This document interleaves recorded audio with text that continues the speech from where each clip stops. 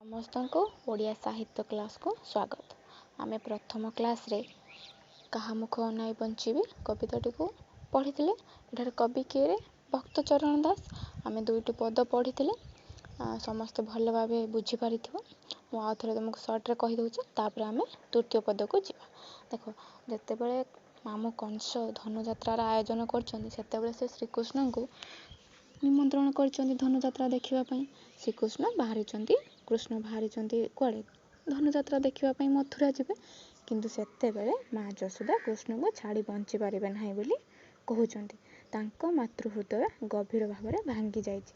ସେ କୃଷ୍ଣଙ୍କ ପ୍ରତି ଯେଉଁ ସ୍ନେହ, ପ୍ରେମ, ଭଲ ପାଇବା ଅଛି ତାହାଠାରେ ବର୍ଣ୍ଣନା କରିଛନ୍ତି। ଆମେ ଦେଖିଲେ ଦୁଇଟି ପଦରେ। ମାତା ଯଶୋଦା ତାଙ୍କୁ ମନା କରିଛନ୍ତି କି ତୁ ଯାଆନି, ତୁ ଏଇଠି ମୋ ପାଖରେ ରହ, ମୁଁ ତୋତେ ଛାଡ଼ି ରହିପାରିବି ନାହିଁ। ଏମିତି ତାଙ୍କ ମାତୃହୃଦୟରେ ସେ କଷ୍ଟକୁ କହିଛନ୍ତି। କାହାକୁ? କୃଷ୍ଣକୁ। ଆମେ ଦୁଇଟି ପଦରେ ପଢ଼ିଥିଲେ। ତେବେ ଚାଲ ଆମେ ଆଜି ତୃତୀୟ ପଦକୁ ପଢ଼ିବା।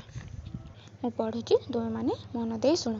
ବାନ୍ଧିବି କାହାର କେଶ, କୁସୁମେ କରି ସୁବେଶ, କାହା ଲଲାଟରେ ଦେବି ଚିତା, କାହାର କର୍ଣ୍ଣ କୁଣ୍ଡଳ, ଖଞ୍ଜିବିରେ ମୋର ବାଳ, କାହା ପାଇଁ କରୁଥିବି ଚିନ୍ତାରେ ଜୀବଧନ, କାହା ଅଙ୍ଗୁ ଧୂଳି ଦେବି ପୋଛି, କାହାକୁ ବା ପିନ୍ଧାଇବି କାଛିରେ। ଆମେ କବିତାଟିକୁ ପଢ଼ିଲେ। ଏବେ ଚାଲ ଗୋଟେ ଗୋଟେ ଲାଇନ୍ କରି ବୁଝିବା। ବାନ୍ଧିବି କାହାର କେଶ, କେଶ ଅର୍ଥ ଚୁଟି। କୁସୁମେ କରି ସୁବେଶ, ସୁବେଶ ହେଉଛି ସୁନ୍ଦର। କୁସୁମେ ଅର୍ଥ ଫୁଲ। ତାହେଲେ ତୁ ଯଦି ମଥୁରାକୁ ପଳେଇବୁ, ମୁଁ କାହାର କେଶକୁ ବାନ୍ଧିବି। କିଏ କହୁଛନ୍ତି? ଯଶୋଦା କହୁଛନ୍ତି। କାହାକୁ କହୁଛନ୍ତି? କୃଷ୍ଣକୁ, କାହ୍ନାକୁ କହୁଛନ୍ତି। ତୁ ଯଦି ମଥୁରାକୁ ପଳେଇବୁ, ମୁଁ କାହାର କେଶକୁ ବାନ୍ଧିବି। କ'ଣ କରି? ନା ଫୁଲକୁ ସୁନ୍ଦର କରି ମୁଁ କାହାର କେଶକୁ ବାନ୍ଧିବି। କାହା ଲଲାଟରେ ଦେବି ଚିତା। ଲଲାଟ ଅର୍ଥ ମସ୍ତକ ବା ମଥା। ଚିତା ଅର୍ଥ ଚନ୍ଦନ। ମୁଁ କାହା ମଥାରେ, ମସ୍ତକରେ ଚନ୍ଦନ ଦେବି। କାହାର କେଶରେ ମୁଁ ସୁନ୍ଦର ଭାବରେ ଫୁଲ ସଜେଇବି। ତୁ ଯଦି ମଥୁରାକୁ ପଳେଇବୁ, ମୁଁ କାହା ମଥାରେ ଚନ୍ଦନ ଦେବି କହିଲୁ? ଏମିତି ଦୁଃଖରେ କାହାକୁ କହୁଛନ୍ତି? କୃଷ୍ଣକୁ କହୁଛନ୍ତି। କାହାର କର୍ଣ୍ଣେ କୁଣ୍ଡଳ, ଖଞ୍ଜିବିରେ ମୋର ବାଳ। କର୍ଣ୍ଣେ ଅର୍ଥ କାନ। କାହାର କାନରେ କୁଣ୍ଡଳ। କାନରେ ଯେଉଁ କୁଣ୍ଡଳ ନାହାନ୍ତି, ଏମିତି ଗୋଟେ କାନ, ତା ତଳେ ଯେଉଁଟା ଅଛି ସେଇଟା ହେଉଛି କୁଣ୍ଡଳ। ହେଲା। କାହାର କର୍ଣ୍ଣରେ କୁଣ୍ଡଳ, ଖଞ୍ଜିବିରେ ମୋର ବାଳ। ବାଳ ଅର୍ଥ ପୁତ୍ର ବା ପୁଅ। ମୋର ପୁତ୍ର ହେ କୃଷ୍ଣ, ହେ ଘନଶ୍ୟାମ, ମୁଁ କାହାର କର୍ଣ୍ଣ କୁଣ୍ଡଳରେ ଖଞ୍ଜିବି। ତୁ ଯଦି ମଥୁରାକୁ ପଳେଇବୁ, ମୁଁ କାହା କର୍ଣ୍ଣରେ କୁଣ୍ଡଳ ଖଞ୍ଜିବି। କାହା ପାଇଁ କରୁଥିବି ଚିନ୍ତାରେ ଜୀବଧନ। ମୁଁ କାହା ପାଇଁ ଚିନ୍ତା କରିବି? ତୁ ଯଦି ମଥୁରାକୁ ପଳେଇବୁ, ମୁଁ କାହାର ଚିନ୍ତା କରିବି କହିଲୁ? ଏମିତି ଯଶୋଦା ଶ୍ରୀକୃଷ୍ଣଙ୍କୁ କହୁଛନ୍ତି। କାହା ଅଙ୍ଗୁ ଧୂଳି ଦେବି ପୋଛି। କାହାର ଅଙ୍ଗରେ, ଦେହରେ, ମାନେ ଅଙ୍ଗ ଅର୍ଥ ଦେହ, ଧୂଳି ଦେବି ପୋଛି।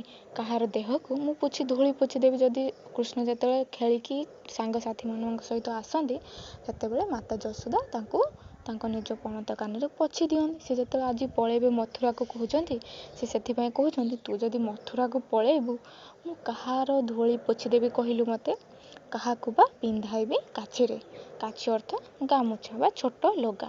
ତୁ ଯଦି ମଥୁରାକୁ ପଳେଇବୁ, ମୁଁ କାହାର ଧୂଳିକୁ ପୋଛିଦେବି, କାହାକୁ ଗାମୁଛା ପିନ୍ଧେଇବି। ପାରା ପଦ 3କୁ ତୁମେମାନେ ବୁଝିପାରିଲ? ଆଉ ଥରେ ଦେଖ। ତୁ ଯଦି ମଥୁରାକୁ ପଳେଇବୁ, ଯେତେବେଳେ କୃଷ୍ଣ କହୁଛନ୍ତି ମୁଁ ଧନୁଯାତ୍ରା ଦେଖିବା ପାଇଁ ମଥୁରାକୁ ଯିବି, ସେତେବେଳେ ଯଶୋଦା କହୁଛନ୍ତି ତୁ ଯଦି ମଥୁରାକୁ ପଳେଇବୁ, ମୁଁ କାହାର କେଶରେ ସୁନ୍ଦର ଭାବରେ ଫୁଲ ସଜେଇବି, କାହାର ମଥାରେ ଚନ୍ଦନ ଲଗେଇବି, କାହାର କର୍ଣ୍ଣ କୁଣ୍ଡଳରେ ମୁଁ ଖଞ୍ଜିବି, କାହାକୁ ଧୂଳି ହୋଇ ଆସିଥିଲେ ପୋଛିଦେବି ଓ କାହାକୁ କାଛି ଅର୍ଥ ଗାମୁଛା ବା ଛୋଟ ଲୁଗା ପିନ୍ଧାଇବି। ଏମିତି କହି ତାଙ୍କ ମନର ଦୁଃଖକୁ ସେ କୃଷ୍ଣଙ୍କ ଆଗରେ ବର୍ଣ୍ଣନା କରୁଛନ୍ତି। ତାପରେ ଦେଖ ପଦ 4। ଯେତେବେଳେ ବନେ ଯାଉ, ସଙ୍ଗରେ ମୋ ପ୍ରାଣ ନେଉ, ନିମିଷେ ବିଚ୍ଛେଦ ନ ସହି, ଏବେ ଯିବୁ ମଥୁରାକୁ, ମୋତେ ସମର୍ପି କାହାକୁ, ଚନ୍ଦ୍ରମୁଖ ନ ଦେଖିଲେ ମୁହିଁରେ ଜୀବଧନ, ଜୀବନ ହାରିବି ଗଣ୍ଡ ଜଳେ, ତୁ ମୋତେ ଅନ୍ତର ହେଲେ ତିଳେରେ। ଦେଖ, ଯେତେବେଳେ ବନେ ଯାଉ, ବନେ ଅର୍ଥାତ୍ ଜଙ୍ଗଲକୁ, ସାଙ୍ଗରେ ମୋ ପ୍ରାଣ ନେଉ। ପ୍ରାଣ ଅର୍ଥ ମୋ ଜୀବନ। ଯେତେବେଳେ ତୁ ଜଙ୍ଗଲକୁ ଯାଉ ସାଙ୍ଗରେ ମୋ ପ୍ରାଣ ମୋ ଜୀବନକୁ ବି ତୁ ନେଇଯାଉ। ଯେତେବେଳେ କୃଷ୍ଣ ଗାଈ ଚରାଇବା ପାଇଁ ଜଙ୍ଗଲକୁ ଯାଆନ୍ତି ସେତେବେଳେ ସେ ଯଶୋଦାଙ୍କ ଦେହ ସିନା ଘରେ ଥାଏ କିନ୍ତୁ ତାଙ୍କ ଜୀବନ କୃଷ୍ଣଙ୍କ ସହିତ ଯାଇଥାଏ। ସେ ସେଇ କଥା ହିଁ କହୁଛନ୍ତି। ନିମିଷେ ବିଚ୍ଛେଦ ନ ସହି। ନିମିଷେ ଅର୍ଥ ଅଳ୍ପ ସମୟ ପାଇଁ ମଧ୍ୟ, ବିଚ୍ଛେଦ ଅର୍ଥ ପୃଥକ। ମୁଁ ତୋ ଠାରୁ ଅଳ୍ପ ସମୟ ପାଇଁ ମଧ୍ୟ ବିଚ୍ଛେଦ ପୃଥକ ହୋଇପାରେ ନାହିଁ।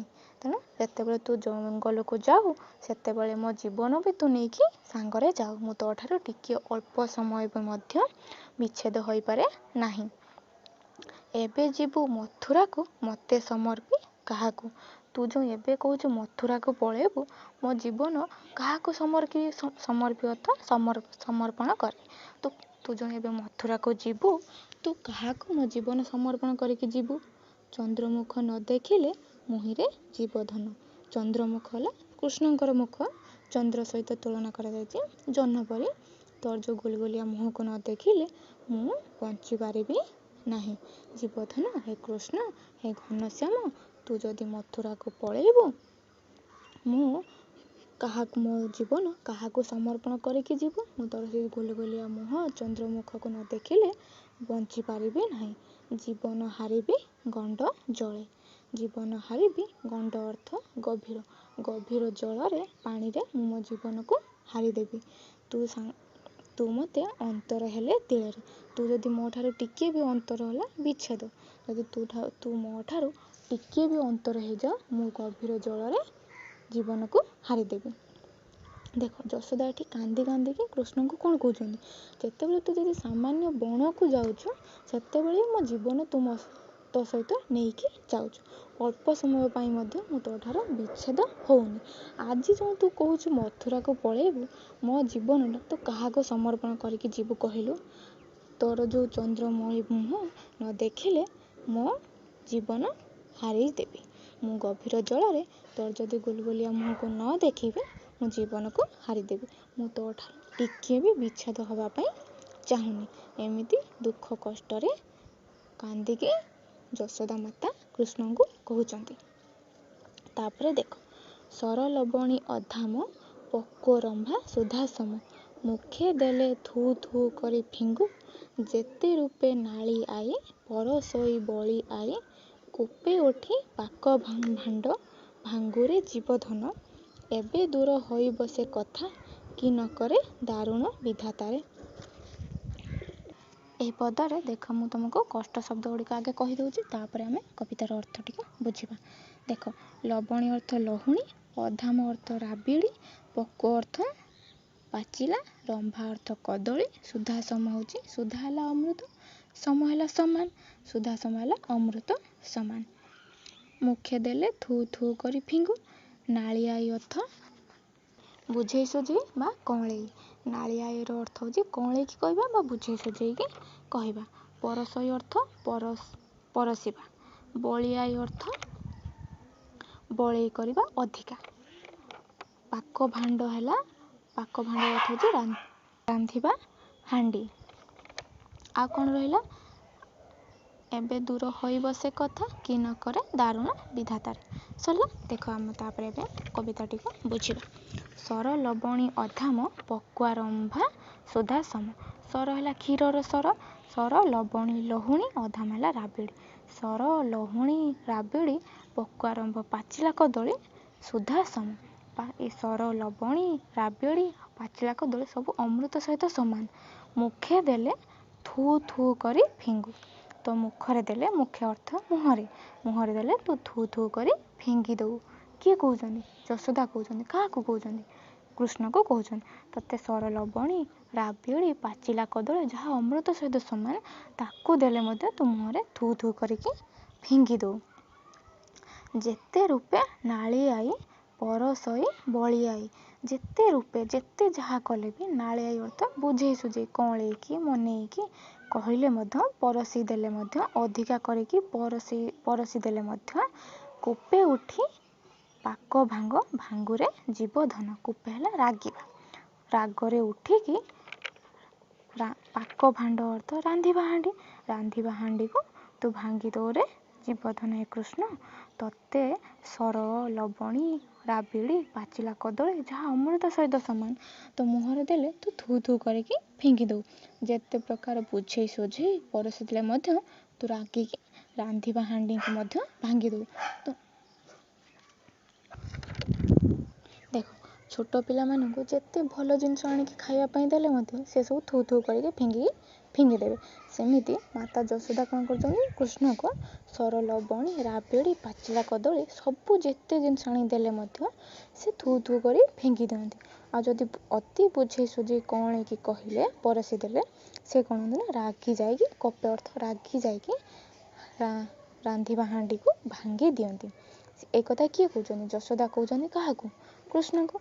ଏବେ ଦୂର ହୋଇବ ସେ କଥା, ଏବେ ଆଉ ସେ କଥା ରହିବ ନାହିଁ। କି ନ କରେ ଦାରୁଣ ବିଧାତା। ବିଧାତା କି ଦାରୁଣ ଅର୍ଥ ଦୁଃଖ ଦେଲା ଯେ ଏବେ ଆଉ ସେମିତି କଥା ହବ ନାହିଁ। କେଉଁ କଥା? ନା ଯାହାକୁ ଯେ ସେତେବେଳେ କୃଷ୍ଣଙ୍କୁ ଦିଅନ୍ତି ସର, ଲବଣୀ, ରାବିଡ଼ି, ପାଚିଲା କଦଳୀ, ସେସବୁ ନ ଖାଇକି ଥୁ ଥୁ କରି ଫିଙ୍ଗି ଦିଅନ୍ତି। ଇଏ ତାଙ୍କୁ ଯେତେ ବୁଝେଇ ସୁଝେଇ କଅଁଳେଇ କହିଲେ ମଧ୍ୟ ଇଏ ଶୁଣନ୍ତିନି। କିଏ? କୃଷ୍ଣ।